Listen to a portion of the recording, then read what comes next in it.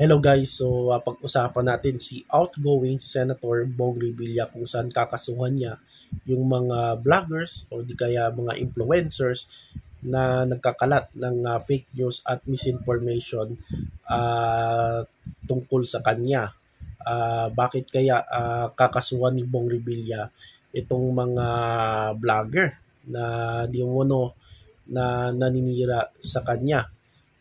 Ah, sa totoo lang, guys, no? Masakit talaga yung pagkatalo ni Bong Revilla. Imagine, sa mga survey, laging pasok itong si Bong Revilla sa top 12. Sa Pulse Asia, SWS, Okta, laging pasok itong si Bong Revilla at malakas ito na kandidato nung kampanya itong si Bong Revilla. Nag-number one pa nga yan nung 2010 senatorial elections, no? Kung saan number one itong si Bong Revilla nung panahon na nanalo si Pinoy na presidente. So number one itong si Bong Revilla. Ngayon, 2025, tumakbo si Bong Revilla as re-electionist at nung akala natin na sure win o panalo na itong si Bong Revilla dahil malakas itong kandidato ayon dito sa mga survey na kumakalat dyan sa balita. Pero sa actual na resulta nitong kakatapos lang na eleksyon ay si Bong Revilla ay bumagsak sa 14, no?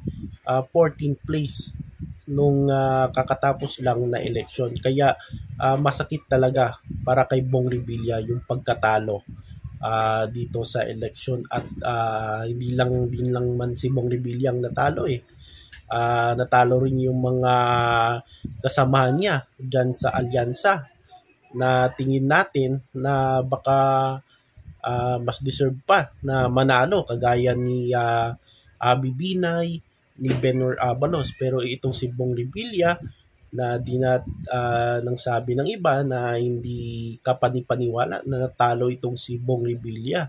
So yan.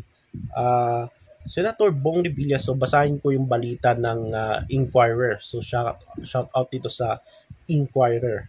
So itong si Senator Bong Revilla's legal team is set to go after groups or individuals behind the spread of alleged misinformation about him. The lawmaker is particularly running after persons who supposedly talk about a reported responsibility of Revilla to return the missing 124.5 million peso pork barrel fund. So yan talaga yung mga panawagan ng ibang tao na ibalik yung perang ninakaw na 124.5 million na pork barrel funds. Kasi itong si Bong Revilla ay nakasuhan to at nakulong kasama pa nga niya, no? Si dating Senate President Juan Ponce Enrile at yung kasama niya at kaibigan na at kapwa-artista na si Jinggoy Estrada. So yun nung panahon na yung pork barrel scam kung saan ay involved dito yung pork queen na si Janet Napoles. So yan yung nangyari dito kay Revilla. So matagal na yun, no? Mahigit lampas na sa 10 taon.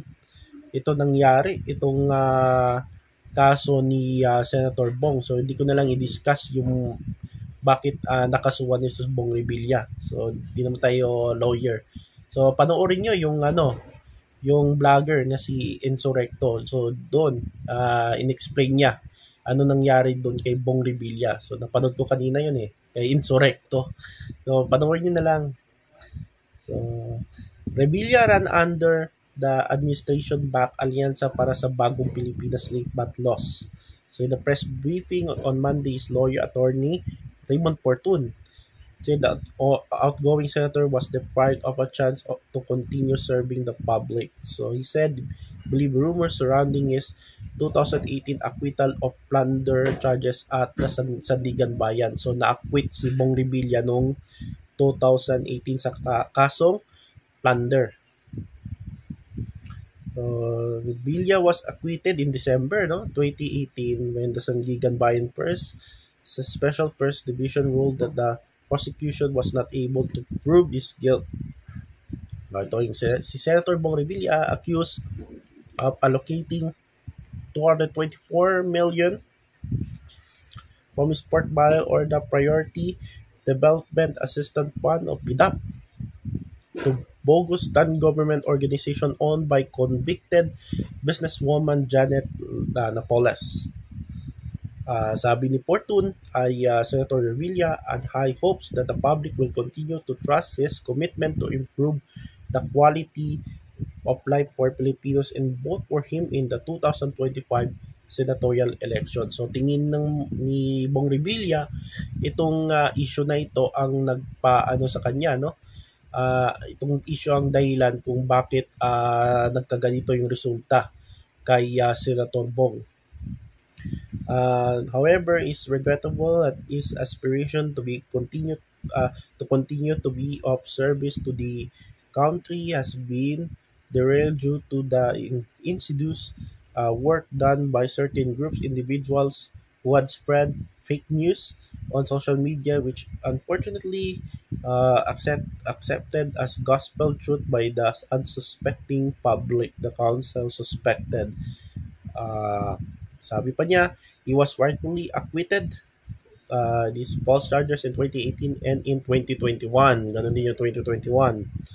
So, notwithstanding such acquittals, certain individuals and groups during the run-up to the 2025 elections continued to vilify him in spreading posts and fake posts that he had been convicted and ordered by the Sandigan Bayan to return 124,500,000 pesos, Fortune said.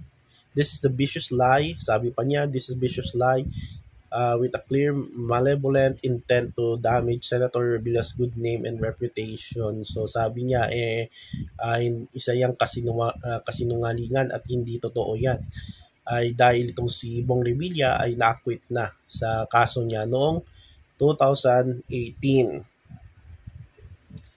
So, under the Sandigan Bayan decision, Revilla's two accused in the case Napoles and his aide, si attorney si Cambe, were convicted of plunder for allowing transfer of the senator's PDAP to the Napoles-owned NGOs. So, Revilla was acquitted due to a glaring absence of evidence that the senator profited from the scam.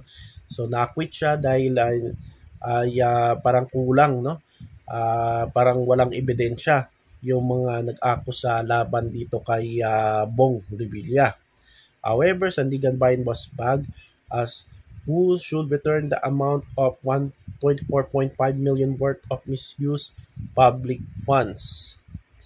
So, yun ang it mentioned in the dispositive portion that the accused are asked to be solidarily and jointly liable to return to the National Treasury. After the anti-graft court named out with the decision, Revilla's lawyers maintain that he is not required to return part to the PDAP. So sabi, hindi require ni Bong Revilla na ibalik yung pera na pera na hindi sa kanya. So he maintained the decision cite Article 100, the revised penal code, which state every person criminally liable for a felony is civilly liable. So yun. So, anong masasabi nyo dito kay Bong Revilla? So, tama ba? Nakasuhan niya yung mga naninira sa kanya? Yung mga vloggers na nagkakalat ng fake news at misinformation laban tungkol sa kanya, laban dito kay Senator Revilla. So, kayo nang humusga. At kung hindi totoo talaga yung mga akusasyon, ay hindi talaga totoo yung mga akusasyon laban dito kay Bong Revilla, dapat sagutin na ni Bong Revilla. Dapat sagutin na niya before nangyari yung campaign o di kaya nag-start na yung kampanya. So doon nangyari, maraming napaniwala ang mga tao na itong si Bong Revilla ay hindi pa binalik yung kanyang sinasabi nilang 24.5 million na nakaw, no, galing sa nakaw. So yan yung paniwala ng mga Pilipino, no, dito sa tungkol dito kay Bong Revilla. So nasa inyo na yan kung maniwala kayo or hindi dito kay outgoing Senator Bong Revilla. Ako naman ay fair lang tayo dito, independent ako. Kaya dito ay dapat dito sa ano natin nasa inyo na yan, no? Kung maniwala kayo at ano. So it's up for Senator Bong Revilla kung gusto niya kasuhan itong mga vlogger niya na sa tingin niya ay naninira, no? Kung talagang naninira at gumawa ng fake news tungkol sa kanya. So yan, pero ang talagang dahilan dito ay masakit talaga yung kanyang pagkatalo yung kanyang pagkatalo, no? Kasi ang tingin ng mga ilan panalo na ito si Bong Revilla Kaso sa aktual na resulta ay nakakagulat na bumagsak itong si Bong Revilla at nasa 14. 14. Pero tignan natin in 2028 kung makakabawi pa itong si Bong Revilla if tatakbo pa siya uli sa pagka-senador. Kasi sa totoo lang dahil si Bong Revilla ay part siya sa Senate slate ng Alyansa.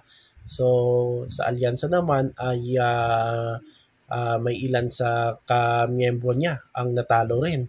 Kaya hindi maganda yung performance ng administration sa kakatapos lang na eleksyon. Hindi sabi na hindi gumana yung makinarya, yung pinagmamalaki pa ng administration, yung makinarya at parang napapansin ko yung mga local officials.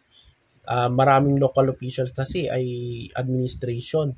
Kasi pag midterm kasi guys, no, kapag midterm, yung karamihan sa local officials ay kakampi ng administrasyon at yung mga local officials ay parang oblig sila na mag-vote straight, no, pabor dito sa administration. Pero dito sa election na ito ngayon ay parang wala nang ganyang estilo. Kasi makikita mo sa mga ballot, sa mga sample ballot, no, sample ballot halos makita ko may mga sample ballot ng isang kandidato na halimbawa sa administration, no? Ang alam ko administration 'yan. Pero makikita mo sa sample ballot, merong pangalan ni Bongo, pangalan ni Marcoleta, pangalan ni Bam Aquino. So wala na talaga. Ibig sabihin yan, kahit mga local official, hindi na sila nagbo-vote straight sa administration. So wala na talaga kagaya ng dati na halos hublig sila na mag-vote straight. Ngayon wala na. So yung sinasabi nilang makinarya, malakas sila sa local sa LGUs, wala na.